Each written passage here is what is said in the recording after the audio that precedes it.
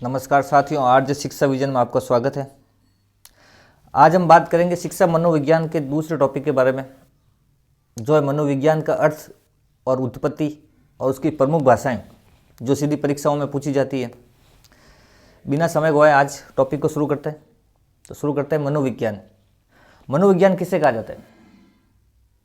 किसी भी व्यक्ति की जो मानसिक परिस्थितियाँ जो होती है, मानसिक व्यथा जो होती है या मानसिक अभिक्रिया जो होती है, उनका जो वैज्ञानिक रूप से जो अध्ययन किया जाता है वो मनोविज्ञान के अंतर्गत किया जाता है। मनोविज्ञान जो है अंग्रेजी भाषा के साइकोलॉजी शब्द से बना है। अंग्रेजी भाषा के साइकोलॉजी, अंग्रेजी भाषा के साइकोलॉजी शब्द से बना, और साइकोलॉजी शब्द जो है दो शब्दों से मिलकर बना है। पहला है साइकी, दूसरा है लोगस। और इसका जो शाब्दिक अर्थ निकलता है वो निकलता है आत्मा का विज्ञान।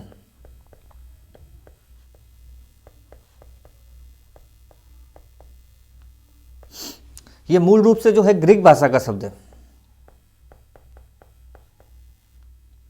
अगर परीक्षा में ग्रीक ऑप्शन नहीं हो तो लैटिन भाषा का चयन करना है, और लैटिन नहीं है और लैटिन और ग्रीक दोनों है तो ग्रीक भाषा का चयन करना है। तो मनोविज्ञान जो है अंग्रेजी भाषा के साइकोलॉजी शब्द से बना है, और साइकोलॉजी जो है साइकी और लोगस दो शब्दों से मिलकर बना है, जिसका अर्थ होता है आत्मा का विज्ञान। और ये ग्रीक भाषा का शब्द है। अगर ग्रीक ऑप्शन में नहीं हो तो लैटिन भाषा का चुनाव करना है, और लैटिन और ग्रीक दोनों साथ में तो ग्रीक भाषा की तरफ जाएंगे। अब शुरुआत करते हैं मनोविज्ञान की उत्पत्ति किस प्रकार हुई, स्टेप बाय समझते हैं इसको। मनोविज्ञान की जो शुरुआत है वो अरस्तु से मानी जाती है। एक दार्शनिक हुए थे अरस्तु, जिनसे मनोविज्ञान की शुरुआत मानी जाती है। अरस्तु ने क्या किया था, दर्शन शास्त्र में सबसे पहले आत्मा का अध्ययन की शुरुआत की थी, और यही आत्मा का अध्ययन जो है आगे चल के आधुनिक मनोविज्ञान बना।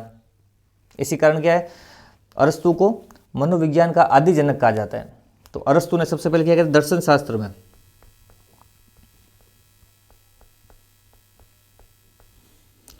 शास्त्र में आत्मा का अध्ययन शुरू किया था।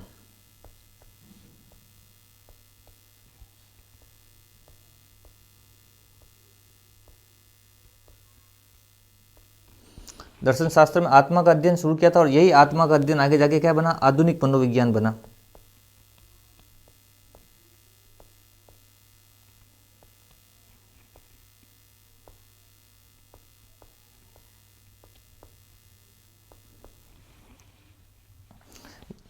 यही आधुनिक मनोविज्ञान बना। इस कारण अरस्तु को क्या कहते हैं, आधुनिक मनोविज्ञान या मनोविज्ञान का क्या कहा जाता है, जनक कहा जाता है। इसको मनोविज्ञान का जनक कहा जाता है अरस्तु को। कुछ समय तक या कुछ सालों तक ये जो अरस्तु का दिया हुआ जो था आत्मा का अध्ययन मनोविज्ञान के बारे में, यही विषय वस्तु चलती रही। फिर 17वीं शताब्दी में एक इटली में दार्शनिक हुए थे, जिनका नाम था पोम्पोनोजी। इटली के दार्शनिक पोम्पोनोजी।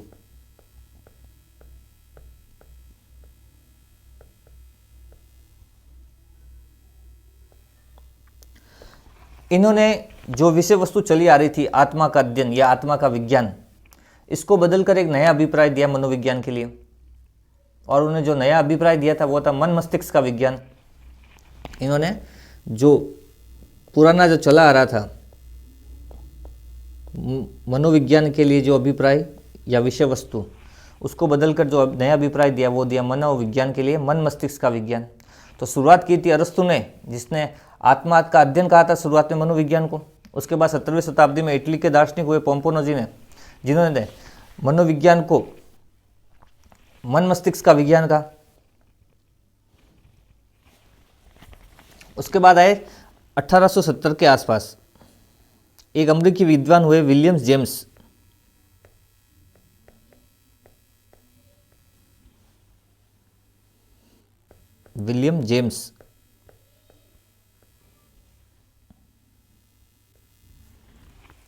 जिन्होंने क्या किया, विषय अपने मनोविज्ञान का जो विषय दर्शन शास्त्र में इतने टाइम तक पढ़ा जा रहा था उसको दर्शन शास्त्र से अलग किया और एक स्वतंत्र विषय बनाया।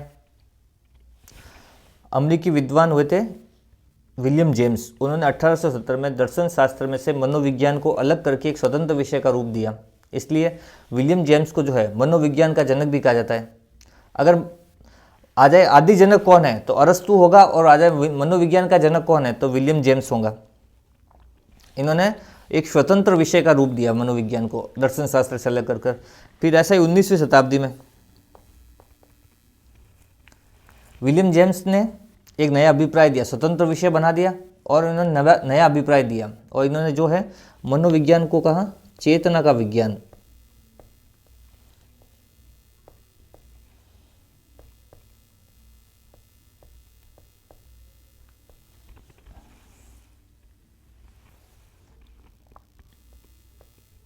चेतना का विज्ञान।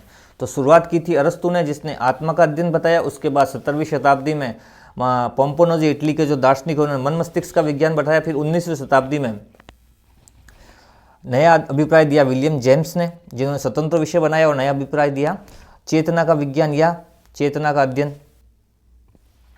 ये जो अभिप्राय है चेतना का विज्ञान, ये काफ़ी समय तक चलता रहा। उसके बाद 20वीं शताब्दी में जेबी वॉटसन ने, ये भी अमेरिका के थे, जेबी वॉटसन ने इस अर्थ को बदला 20वीं शताब्दी में। जेबी वॉटसन, इन्होंने मनोविज्ञान को एक नया अभिप्राय दिया 20वीं शताब्दी में। इन्होंने बताया कि मनोविज्ञान ना तो चेतना का विज्ञान है, ना ही मन मस्तिष्क का विज्ञान है। मनोविज्ञान जो है एक व्यवहार का विज्ञान है, व्यवहार का अध्ययन है। इन्होंने क्या बताया? व्यवहार का अध्ययन या व्यवहार का विज्ञान। तो शुरुआत हुई थी अरस्तु से, जिसने आत्मा का अध्ययन बताया। उसके बाद पोम्पोनोजी ने मन मस्तिष्क का अध्ययन बताया। उसके बाद अमेरिकी विद्वान हुए जेम्स विलियम्स, उन्होंने चेतना का विज्ञान बताया। और 20वीं सदी आते आते जेबी वॉटसन ने इसको व्यवहार का विज्ञान बताया। इसलिए जेबी वॉटसन को व्यवहारवाद का जनक भी कहा जाता है।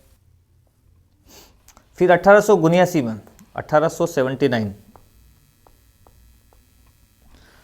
में जर्मनी में एक मनोवैज्ञानिक हुए थे, मनोवैज्ञानिक या दार्शनिक भी बोल सकते हैं, जिनका नाम था विलियम वुंट। इन्होंने क्या किया था? लिप्जिंग नामक स्थान पर, इटली के जर्मनी के अंदर ही एक लिप्जिंग नामक स्थान था, लिप्जिंग।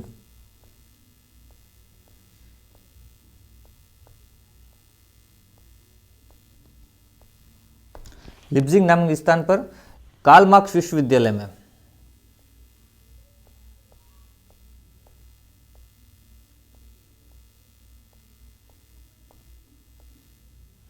कार्ल मार्क्स विश्वविद्यालय में मनोविज्ञान की पहली प्रयोगशाला स्थापित की थी।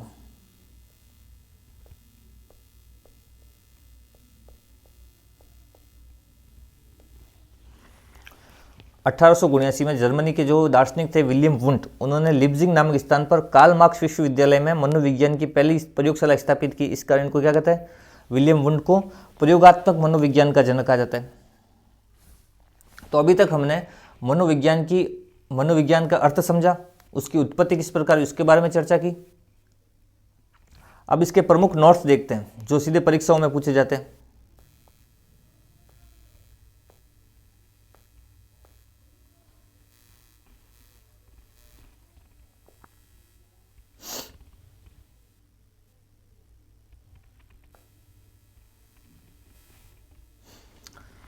शुरुआत करते हैं कि मनोविज्ञान शब्द की उत्पत्ति साइकोलॉजी शब्द से हुई, जैसा हमने पहले देख लिया।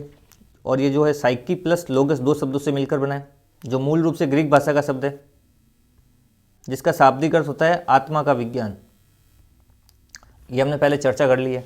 शुरुआत होती है अरस्तु से, जिसने क्या किया था? दर्शन शास्त्र में आत्मा के अध्ययन की शुरुआत की थी। और यही आगे चलकर क्या बना? आधुनिक मनोविज्ञान बना।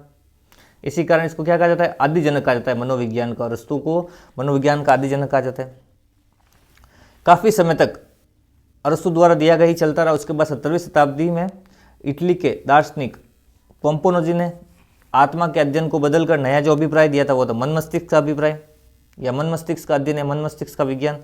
उसके बाद 1870 या 19वीं शताब्दी के आसपास अमेरिकी विद्वान हुए थे विलियम जेम्स, जिसने मनोविज्ञान की नई दर्शन शास्त्र से अलग किया विषय को और स्वतंत्र विषय बनाया और नया अभिप्राय दिया। इस कारण इनको क्या कहा जाता है? मनोविज्ञान का जनक कहा जाता है।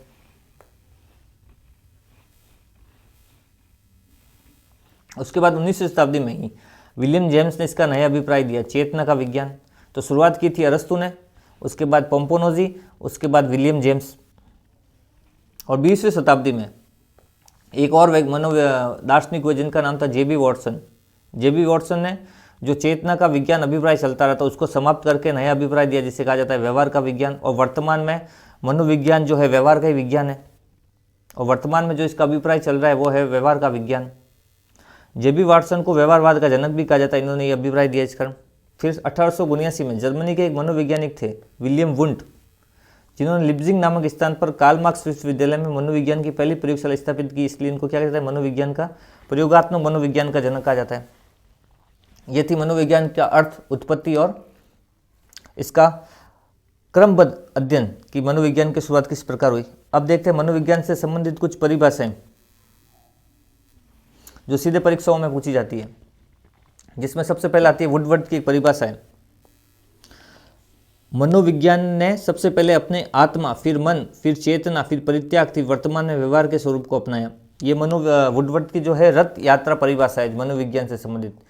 जो सबसे पहला परिभाषा दी थी आत्मा की अरस्तु ने, फिर मन मस्तिष्क का विज्ञान कहा था, फिर चेतना का विज्ञान बोला गया, फिर लास्ट में जो व्यवहारवाद का जनक हुआ जेबी वॉटसन द्वारा, तो उससे संबंधित जो परिभाषा है वुडवर्ड की परिभाषा है रथ यात्रा परिभाषा। और याद करने का तरीका है, देखो मनोविज्ञान की जिस मनोविज्ञान की परिभाषा में आत्मा, मन, चेतना, व्यवहार इन सब की बात एक साथ की जाए तो वुडवर्ड द्वारा दी गई परिभाषा ये। इस परिभाषा को याद करने का शॉर्ट ट्रिक है, मनोविज्ञान की अगर कोई परिभाषा दे रखी है उस परिभाषा में मन, चेतना, व्यवहार और आत्मा इन सब की बात एक साथ की जा रही है तो वो परिभाषा वुडवर्ड द्वारा दी गई है। दूसरी परिभाषा है जेबी वॉटसन की। जेबी वॉटसन ने क्या कहा था, मनोविज्ञान बराबर क्या है, व्यवहार का विज्ञान। तो मनोविज्ञान बराबर व्यवहार, तो मनोविज्ञान जेबी वॉटसन की परिभाषा का जो मुख्य कीवर्ड है जिससे परिभाषा को पहचानना है वो है व्यवहार। उसके बाद एक क्रू एंड क्रू ने बताया कि मनोविज्ञान जो है मानव व्यवहार और मानव संबंधों का अध्ययन है। मानव व्यवहार प्लस मानव संबंधों का अध्ययन है मनोविज्ञान, ये किसने कहा था, क्रू ने। तो मनोविज्ञान बराबर मानव व्यवहार प्लस मानव संबंध, जहां मानव व्यवहार और मानव संबंधों की बात होगी तो वो परिभाषा दी है क्रू ने। उसके बाद है बोरिंग की जो परिभाषा है वो है मनोविज्ञान जो है मानव प्रकृति का अध्ययन है। अगर मनोविज्ञान के साथ मानव और प्रकृति की बात हो रही है तो वो परिभाषा किसने दी है, मनोविज्ञान की, बोरिंग ने। और मानव विज्ञान के साथ यदि मानव व्यवहार और मानव के संबंधों की बात हो रही है तो वो परिभाषा दी है क्रू ने। मानव के साथ अगर व्यवहार की बात हो रही है तो वो परिभाषा दी है जेबी वॉटसन ने। और मनोविज्ञान में अगर आत्मा, मन, चेतना और व्यवहार इन सब की बात एक साथ हो रही है तो वो परिभाषा दी है वुडवर्ड ने। अब बात करते हैं स्किनर की। स्किनर ने बताया कि मनोविज्ञान जो है व्यवहार और अनुभवों का विज्ञान है, व्यवहार प्लस अनुभव। तो स्किनर की जो परिभाषा है उसमें जो व्यवहार और अनुभवों को प्राथमिकता दी है। अगर किसी मनोविज्ञान की परिभाषा में व्यवहार प्लस अनुभव की बात की जाती है मनुष्य की तो वो परिभाषा दी है स्किनर ने। अब बात करते हैं मैकडूगल के बारे में। मैकडूगल ने जो मनोविज्ञान की परिभाषा दी उसने बताया कि मनोविज्ञान जो है आचरण और व्यवहार का यथार्थ विज्ञान है। यानी मनोविज्ञान बराबर व्यवहार प्लस अनुभव, व्यवहार और अनुभव जब साथ में आएंगे तब तो है वो स्किनर की परिभाषा। और मनोविज्ञान के साथ व्यवहार के साथ आचरण जुड़ जाए, व्यवहार प्लस आचरण हो जाए तो वो है मैकडूगल की मनोविज्ञान की परिभाषा। अब बात करते हैं मर्फी की। मर्फी ने क्या कहा था कि जीवित प्राणियों का सामाजिक वातावरण के साथ होने वाला व्यवहार ही मनोविज्ञान है। मर्फी की परिभाषा देखिए, मनोविज्ञान क्या है, मर्फी के अनुसार मनोविज्ञान बराबर जीवित प्राणी और उनका सामाजिक वातावरण। यानी जिस मनोविज्ञान की परिभाषा में व्यवहार और व्यवहार के साथ जीवित प्राणी के साथ सामाजिक वातावरण इन सब का समावेश हो तो वो परिभाषा दी है मर्फी ने। और व्यवहार के साथ यदि आचरण की बात हो रही है तो वो परिभाषा दी है मैकडूगल ने। और व्यवहार के साथ अनुभवों की बात हो रही है तो वो परिभाषा दी है स्किनर ने। और मनोविज्ञान की बात सिर्फ व्यवहार के साथ हो रही है कि व्यवहार का अध्ययन है, व्यवहार का विज्ञान है, व्यवहार का सकारात्मक अध्ययन है तो वो परिभाषा दी है जेबी वॉटसन ने। अब बात करते हैं सेंस्ट्रोक की। सेंस्ट्रोक ने क्या बताया कि मनोविज्ञान जो है व्यवहार के साथ साथ मानसिक प्रक्रिया का अध्ययन है। वापस देखिए, इसमें भी सेंस्ट्रोक की जो परिभाषा है उसमें भी व्यवहार के साथ क्या रहा है, मानसिक प्रक्रिया। यानी व्यवहार मनोविज्ञान बराबर व्यवहार प्लस मानसिक प्रक्रिया, तो वो परिभाषा दी है सेंस्ट्रोक ने। और आखिरी परिभाषा है वुडवर्ड की एक और मनोविज्ञान की, सामाजिक वातावरण में होने वाले मानव व्यवहार का अध्ययन। इसने भी ये बताया मानव व्यवहार का अध्ययन कहाँ पे, सामाजिक वातावरण में। मानव व्यवहार का अध्ययन सामाजिक वातावरण के साथ तो वुडवर्ड, और मानव व्यवहार का अध्ययन सामाजिक वातावरण प्लस जीवित प्राणी तो मर्फी। ये थी मनोविज्ञान की परिभाषाएं जो सीधी परीक्षाओं में पूछी जाती है। इन परिभाषाओं का जो याद करने का तरीका है वो शॉर्ट तरीका है। आप मनोवैज्ञानिक का नाम याद रखो, उसके बाद जो परीक्षा उसके कीवर्ड्स होते हैं परिभाषाओं की, उनके कीवर्ड या उनकी जो मुख्य बात है उनको अंडरलाइन रखो। पूरी परिभाषा एक साथ रटने की जरूरत नहीं है, छोटे छोटे टुकड़ों में इनके जो मुख्य कीवर्ड्स हैं उनको याद रखना होगा। ये थी आज का हमारा टॉपिक मनोविज्ञान। मिलते हैं किसी अगले टॉपिक के साथ। धन्यवाद।